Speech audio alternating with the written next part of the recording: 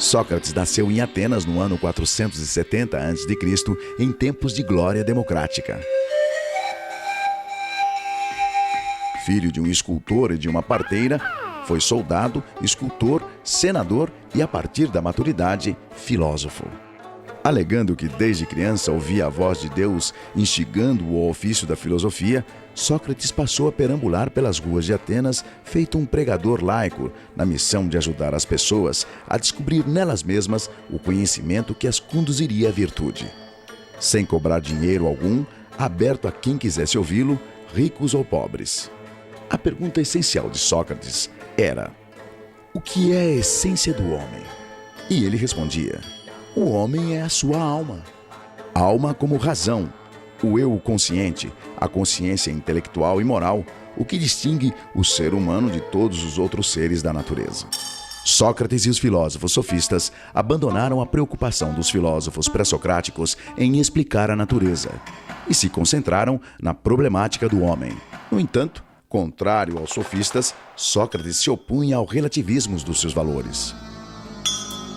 Os sofistas formavam um grupo à parte de uma espécie de retóricos de aluguel. Valendo-se da arte da argumentação, eles relativizavam a ética e a moral, defendendo o que e a quem quer que fosse, desde que bem remunerados. A eles, Platão chamou de impostores e malabaristas de argumentos. Sócrates não deixou nenhum escrito, e tudo o que se sabe de suas ideias está nos textos militares de Xenofonte, nos textos cômicos de Aristófanes e, principalmente, nos textos filosóficos de Platão, o seu melhor discípulo. Platão o transformou em protagonista em O Banquete, Apologia de Sócrates, Alcebíades I, Teeteto, Fédon e A República, entre outros. Sócrates acreditava que todos já nascem com conhecimento e que cabia ao mestre realizar o parto desse conhecimento. Ele entendia que só o conhecimento que vem da alma é capaz de revelar o verdadeiro discernimento do que é justo, bom e certo.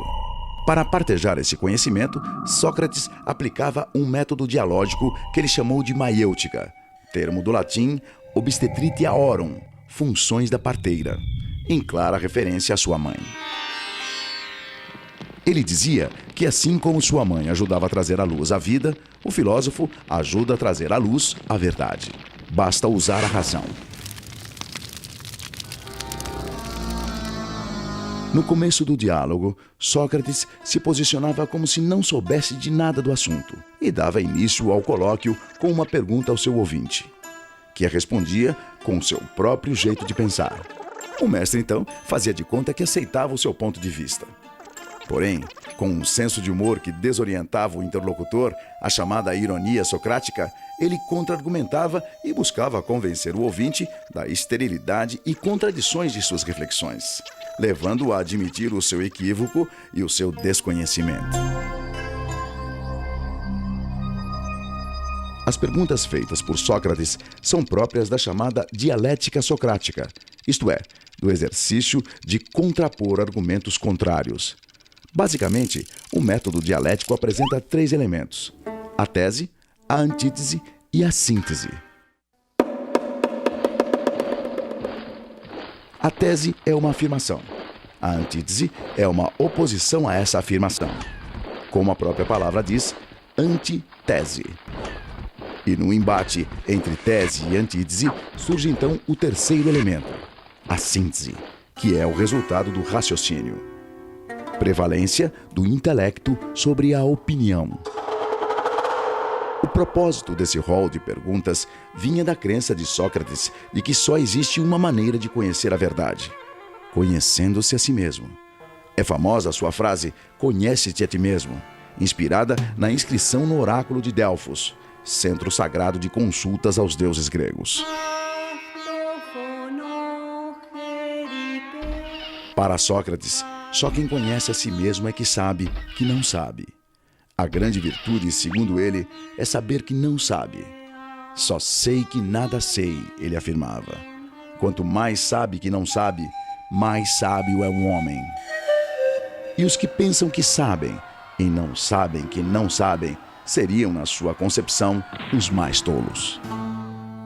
No texto Apologia de Sócrates, Sócrates relata que a pitonisa do oráculo de Delfos teria afirmado ao historiador e seu discípulo Xenofonte que o homem mais sábio de todos era ele, Sócrates.